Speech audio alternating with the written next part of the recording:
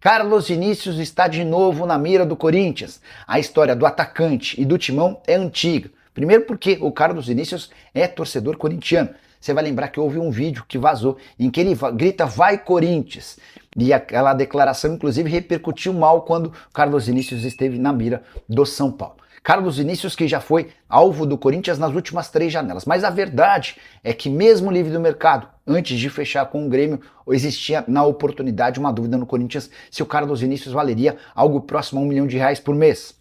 Jogador com passagem por clubes importantes no futebol europeu, mas que não vivia uma boa fase. O Grêmio acabou apostando R$850 mil por mês de salário, mais 150 mil em bônus. E a coisa não poderia ter funcionado melhor. Com a camisa do tricolor gaúcho, são 34 jogos, 17 gols e uma assistência. O Carlos Vinícius está entre os artilheiros do futebol brasileiro na temporada. O contrato dele com o Grêmio se encerra em 31 de dezembro, ou seja, a partir de 1º de julho, ele já pode assinar um pré-contrato. Ouvi o seguinte de um dirigente do Corinthians para quem perguntei se o Carlos Vinícius interessaria. Abre aspas, seria um ótimo nome, mas pelo que sabemos, ele está dando prioridade para a renovação com o Grêmio.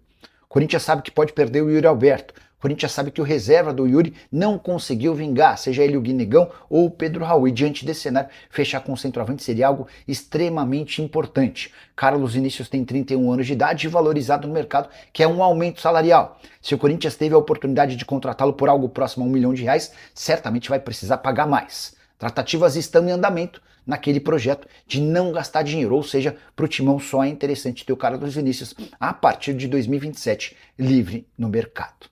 Vamos embora falar muito do Sport Clube Corinthians Paulista. Olha só, vai ocorrer uma reunião essa semana entre os representantes do Guinegão e a diretoria corintiana. Na verdade, o staff do Guinegão já pretendia viajar nesta segunda-feira para São Paulo para se reunir com a diretoria corintiana e tentar, né, iniciar aí o que seria, né, a solução do futuro de Guinegão. O problema é que o presidente do Corinthians viajou para os Estados Unidos e agora, né, o staff do Guinegão aguarda o retorno do mandatário corintiano, né, para marcar essa reunião. Na verdade, eles pretendem chegar no clube realmente, né, vão ligar, falar que estão indo, mas a ideia é já, o mais rápido possível, conversar com o presidente Osmar Stabile e passar a situação do Guinegão. O Guinegão não está contente no Corinthians, se for para continuar nem sendo utilizado, né, é claro que o menino não está exigindo nada de titularidade, né, nem devia, claro, e nem deve, né, mas ele não quer ficar nessa condição de não ser aproveitado. Ele não foi aproveitado uma vez sequer pelo Fernando Diniz. É incrível, né? Talvez o único jogador que não foi aproveitado pelo Fernando Diniz, um atleta que ano passado rendeu, inclusive o Corinthians recebeu propostas de 15 milhões de euros e de 20 milhões de dólares.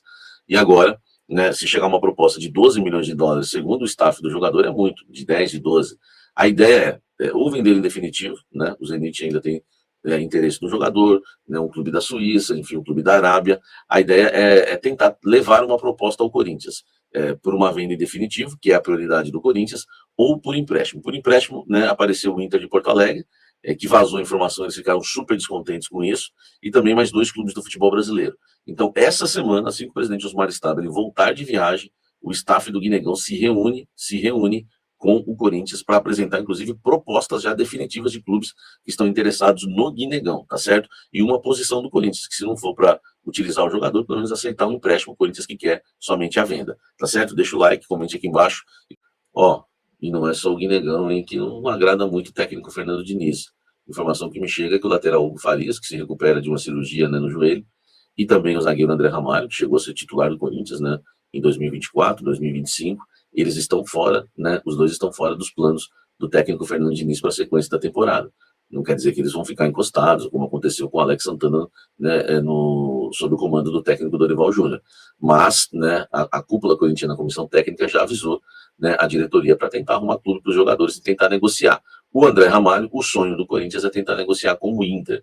Né, depois da especulação, o Corinthians ficou aí de, né, antenas, né, ligadas para saber se o Inter enviaria uma proposta. Como o Inter não enviou uma proposta, né, o Corinthians, né, através de um representante, entrou em contato com o Fabinho Soldado para saber se existe interesse do Inter no André Ramalho. Então, resumindo, o André Ramalho foi oferecido ao Inter. Né? Vamos saber se vai ocorrer agora, né, o interesse do Fabinho Soldado e do Internacional de Porto Alegre no zagueiro. Né? Lembrando que foi o Fabinho que levou o André Ramalho para o Corinthians, né, e o Soldado na época foi muito elogiado, porque o André Ramalho foi muito bem, sim, em 2024, não podemos negar. Vamos aguardar. Já o Hugo, lateral, né, tá desde lá da época do William, nunca se firmou, esse realmente é um jogador que não dá nem para polemizar em relação à possível saída dele, né? O Corinthians já tem o Bidu como titular na lateral esquerda e na reserva o Anchileri. Vamos aguardar os dois fora dos planos. Você concorda com isso?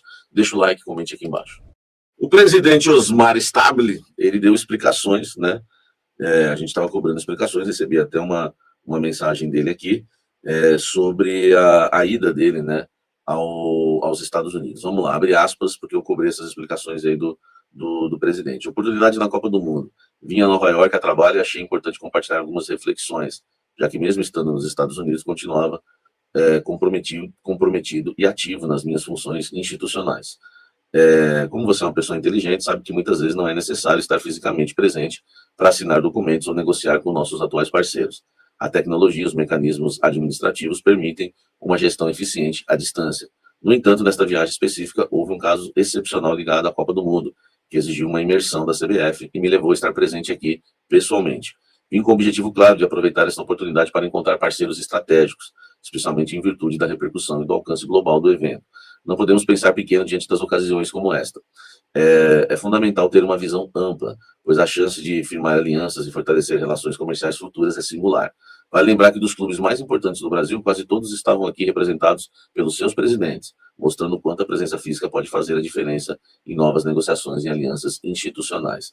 Portanto, gostaria de ressaltar a importância de não subestimar o valor desses momentos, mesmo para pessoas experientes e estabelecidas. Estar presente em locais-chave pode abrir portas que à distância seriam muito difíceis de acessar, tá? Aqui o presidente Osmar Stabile, que está lá, né, nos Estados Unidos, e dá aí a sua explicação, né, dessa viagem que gerou, né, algumas críticas, tá? E um dos eventos, né, da CBF envolve, né, envolve aí eles conheceram um pouco mais da Major League Soccer, né, que é aí o campeonato, né, de futebol, né, nos Estados Unidos. Vamos ver, né, se essa aliança aí vai trazer alguma coisa aí interessante, tá? Já que é a principal liga aí de futebol norte-americana, né? Eles querem saber, principalmente a questão de ex-jogadores que investem lá, como eles levam estrelas para lá, aquela coisa toda. Enfim, vamos aguardar, tá? Para ver o que vai acontecer, o que o Stabile pode trazer aí de interessante, né, e de edificante para o Corinthians aí na volta dessa viagem. Deixa o like, comente aqui embaixo. Encerrando esse blend de informações para falar um pouco sobre Memphis Depay. Eu pude acompanhar aí o pouco mais aí de 20 minutos, né, que ele esteve em campo pela seleção holandesa, entrou em campo na estreia da sua seleção, né, contra o Japão. A Holanda vencia por 2-1, e o Memphis, meu amigo, foi um desastre, né, porque ele toma um cartão amarelo, ajuda pouco na marcação, erra passes, perde bolas importantes que deram contra-ataques ao Japão. O Japão empata o jogo, né, quando o Memphis entrou cerca de 70 minutos, né, do segundo tempo de partida, né, o Japão perdia o jogo, né, a Holanda ganhava por 2-1, e o Memphis não teve aí um bom desempenho, ainda tomou um cartão amarelo ali por quase agressão no colega de profissão, né, que foi o jogador do Japão.